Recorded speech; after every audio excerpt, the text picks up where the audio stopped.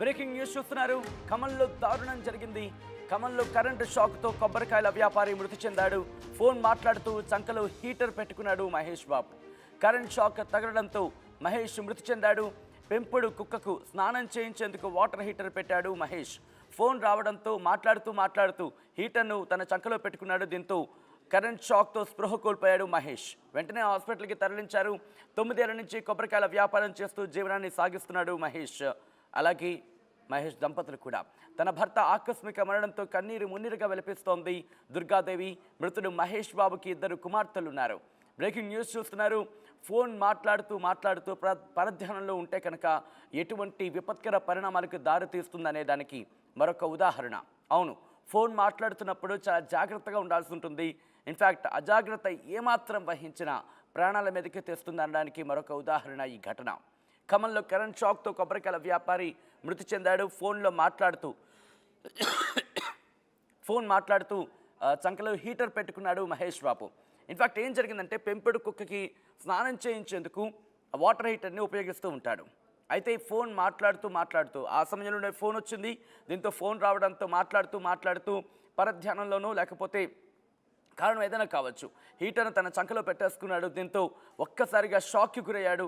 ఆ షాక్ నుంచి తేరుకునే లోపే ప్రాణం పోయింది. కరెంట్ షాక్తో స్పృహ కోల్పోయాడు మహేష్. హాస్పిటల్కి తరలించారు.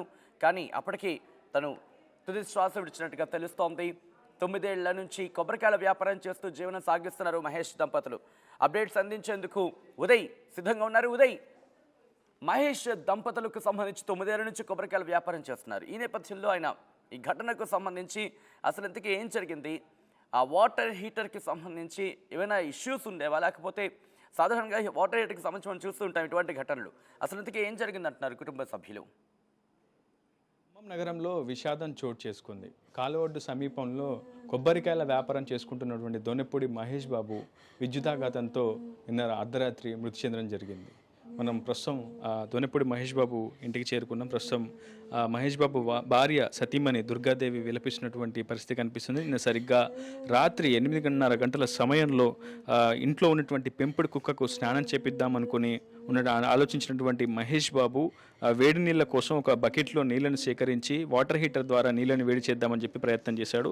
అందులో భాగంగా ప్లగ్ స్విచ్ బోర్డులో పెట్టేసి పూర్తిగా వాటర్ హీటర్ను పెడుతున్న సమయంలో అతనికి ఒక ఫోన్ కాల్ వచ్చి రావడం జరిగింది. ఆ ఫోన్ కాల్ని లిఫ్ట్ చేసి మాట్లాడుతూనే ఓ యథాలోచనలో ఆ వాటర్ హీటర్ను తిరిగి తన చంకలో పెట్టుకోవడంతో ఒకసారిగా శరీరంలోకి భారీ మొత్తంలో విద్యుత్ ప్రసరణ జరిగి అక్కడికక్కడే గిలగిలా విలవల్లాడుతూ ఒక్కసారిగా ప్రాణాలు ఊపిరి కూడా వదిలివేయడం జరిగింది. సో వెంటనే గమనించినటువంటి మహేష్ బాబు కూతురు వెంటనే స్పందించి తల్లికి విషయం చెప్పడంతో అటు కుటుంబ సభ్యులు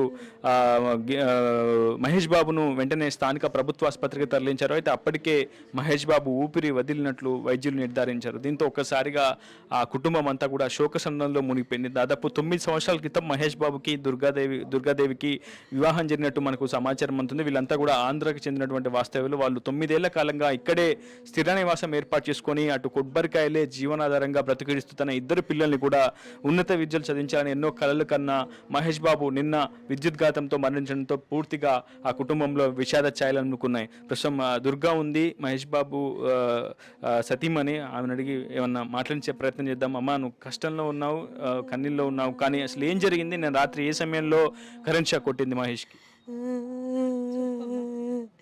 నేను మధ్యాహ్నం 3 గంటలకి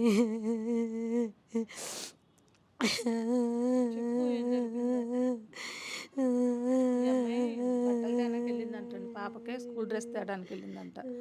వెళ్ళమని ఆయనే చెప్పాడంట, స్కూల్ డ్రెస్ తీసుకురా అంటే నాకు కూడా బట్టలు మేడం అన్నాడంట అని నవ్వుతా అని చెప్పాడంట. వెళ్తుంటే కంగారు పెట్టాడంట, వెళ్ళు అనేసి. పాపం నవ్వుకున్నారంటే వెళ్ళిందంట. వెళ్తే ఇంకొక అబ్బాయి వచ్చాడంట. అబ్బాయితో మాట్లాడాడంటే 4 గంటల వరకు. ఆ అబ్బాయి ఉన్నాడంట. ఉండరా, ఆదివారమే కదా కూర్చో అంటే, లేదు బావా ఆకలేస్తుంది నాకు, తినేసి వస్తానంటే సరేరా పో అనేసి పంపించాడంట. ఆ పిల్లోడు అలాగే వెళ్ళాడంట. వెళ్ళిన లోపు ఈ పిల్ల సైకిల్ తొక్కుకుంటా వాళ్ళ నాన్న చూసిందంట. చూసి నాన్నకి ఇలాగైందని పక్కన వాళ్ళు ఎవరికో చెప్పిందంట. చెప్తే అందరూ వచ్చేసారంట. వచ్చేటప్పటికే ఆయన పైకి వచ్చి ఇదంతా తడుగుతున్నాడు ఇంటికి పైనేమో అనేసి. పైన కాదు కింద, నాన్న కింద ఉన్నాడు అనేసి అంటే మళ్ళీ కిందకి వెళ్ళాడంట. మహేష్ కింద ఈ భవనం కింది భాగంలోనే ఒక షాప్ని ఏర్పాటు చేసుకొని కొబ్బరికాయల వ్యాపారం చేస్తూ ఉంటాడు. ఆ సమయంలో నిన్న రాత్రి 8:30 గంటల సమయంలో అతను పెంపుడు కుక్కకు స్నానం చేపిద్దామని వేడి నీళ్ళు కోసం వాటర్ హీట్ ఆన్ చేస్తున్న క్రమంలోనే విద్యుదాఘాతం జరిగినట్టు తెలుస్తుంది. అతని కూతురు శభాగ్య కూడా ప్రత్యక్షంగా తన తండ్రికి విద్యుత్ ప్రసరణ జరిగినప్పుడు చూసి ఒక్కసారిగా భయాందోళనకు గురై స్థానికులకు చెప్పడంతో అటు కుటుంబ సభ్యులు స్థానికులు వెంటనే మహేష్ను హాస్పిటల్కి తీసుకెళ్లే ప్రయత్నం చేశారు. అతన్ని కాపాడేందుకు ప్రయత్నం చేశారు. కానీ అప్పటికే మహేష్ మృతి చెందినట్టు తెలుస్తుంది. శభాగ్యం అంతా ఉంది. చిన్నమ్మ, ఏమైందమ్మా? రాత్రి ఏమైంది? నాన్నకి ఏం జరిగింది అసలు? నేను వాటర్ అక్కడ మొక్కలకి నీళ్ళేస్తుంటే సౌండ్ వచ్చింది. వెళ్ళి చూస్తే కింద పడిపోయి కాళ్ళన్నీ కదిలిపోతున్నాయి. డాడీ డాడీ అని అరిసా. పక్కన వాళ్ళు వచ్చారు. ఇంకా వచ్చినప్పటికీ ఇంకా లేసారు. కరెంట్ షాక్ కొట్టింది ఒక అతనికి. అయినా కూడా వాళ్ళు బస్తా తీసుకొని ఎత్తుకొని అక్కడ తీసుకెళ్ళి గుండెల మీద నొక్కి, కాళ్ళ మీద రుద్ది, చేతుల మీద రుద్ది, చెంపల మీద కొట్టి చేసినా కూడా ఇంకా కొద్దిగా ఊపిరి వచ్చింది, నిరగొచ్చింది నోట్ల నుంచి. అప్పటికి ఇంకా అంబులెన్స్ ఫోన్ చేస్తే వాళ్ళు తీసుకెళ్తుంటే అప్పుడే ఆ డ్రైవింగ్లోనే చనిపోయాడు. ప్రస్తుతం ఆ చిన్నారికి తన తండ్రి ఎక్కడికి వెళ్ళాడో కూడా తెలియని పరిస్థితి. నిన్న జరిగినటువంటి విషయాన్ని